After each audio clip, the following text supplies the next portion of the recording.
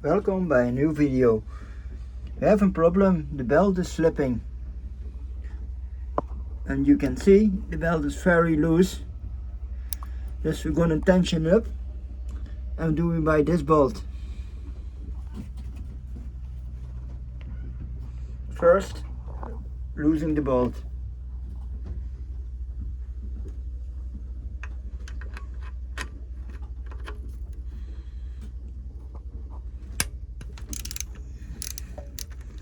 Okay, bolt is loose.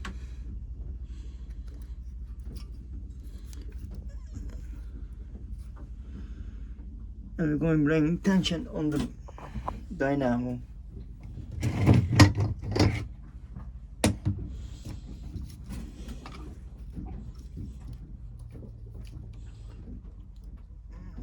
As you can see, the dynamo is moving.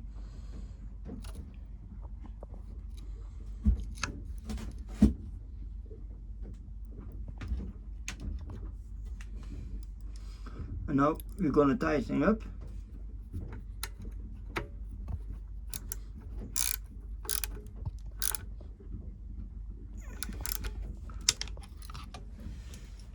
And let's check.